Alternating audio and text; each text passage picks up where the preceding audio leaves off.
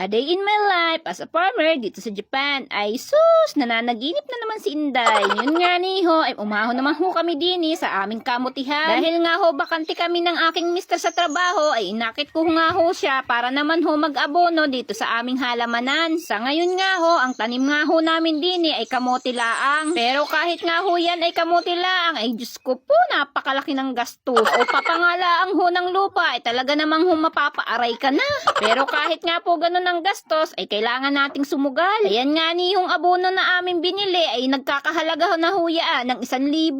Ay Diyos ko po, inang. Yan nga ho palang abono ay ang Yara at Urea, pinaghalo ho namin. Pangpalago nga ho pala iyan at pangpalaman. 1 buwan na ho kasi yung aming kamote, kaya kailangan na hong maabonuhan. Dito nga ho pala sa amin, ang pag-aabono ng kamote ay 2 hanggang 3. Pagka 1 buwan na nga ho siya, ay pwede nyo na siyang lagyan ng paunang abono. Sa mahal nga ni ho ng abono, ay kailangan hong tipirit. Sa katangahan ko nga ho, ay nangatapon pa. Ay Diyos ko po, ina. Mabuti na nga laang din ho at malayo na sa akin yung aking mister. Ayan nga ni ho, at galit na. Panay daw ang aking video.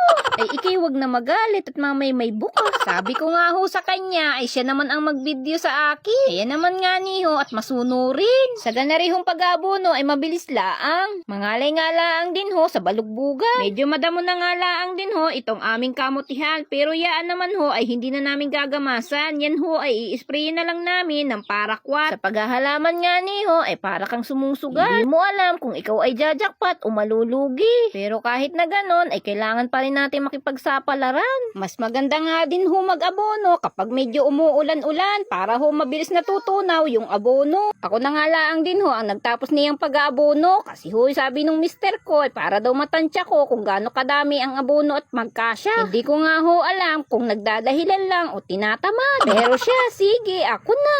Ari nga ho palang lupa na ari ay hindi ko sarili. Yan ho pala ay amin laang inupahan. Wish ko nga laang ho talaga ay magkaroon na ng sariling halamanan. Ay kailan kaya mangyayari iyon? Pero sana nga niyo ay pagkalooban ako dining jumakpat. Sa paghahalaman nga laang din ho ay hindi laang oras at pagod ang igugugulin mo. Pati nga ho pera ay kailangan lagi kang may nakahanda. Sana nga laang din ho ay patamain ako sa mahal na presyo.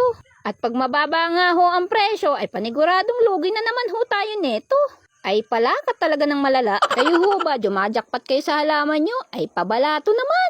Sa pag-abono nga din ho pala ay hindi ho dun sa mismong puno inilalagay yung abono ha. Dun laang ho siya sa bandang gilid ng kanyang puno. Baka ho kasi manuba pag dun ho inilagay sa mismong puno ng kamote ang abono. Hindi ko nga laang din ho alam kung sa ibang lugar ay ganari ho yung ginagawa. Doon ho kasi sa probinsyang inalisan namin ay hindi ho inaabonuhan ang mga kamote. Pero dini ho ay talagang sagana. Dini ho kasi ang kamote ay sa puno laang nalaman, wala ho sa kanyang ugat. Yan nga ni ho ay aming pang binabalikwat para ho hindi mag-ugat sa kanyang gapang. Para nga daw ho lahat ng laman ay naipon sa kanyang mismong puno. Naghulip na nga rin ho pala ako diyan ng mga namatay na puno. Hindi rin ho kasi talagang maiiwasan na may mamatay. Pagkatapos ko nga ho dyan maghulip ay ari naman nga ho ako'y namako para naman ho kami may pangulam na ng gabihan. Ay napakasariwa ho talaga ng mga pako, nakakatuwa hong kunin. Pag nasa bukid ka nga ho talaga ay makakakuha ka na nga ho ng libreng ulam. Mikot-ikot ka lang sa ang parte ng bukid ay makakakita ka na ng pwedeng ipanggulay. Napakasarap nga niyo na rin pako sa ginataan na may lahok na tapa. O kaya naman ho ay ginisa na may lahok na chicharon ay the best na pang ulam. Buti nga ho din sa probinsya ay libre na ang mga gulayin. Samantala nga ho kung sa syudad are ay naku po, napakamahal ng presyo na rin. O siya, hanggang dito na nga lang ho muna. Ako'y mamamako muna ng may ulam.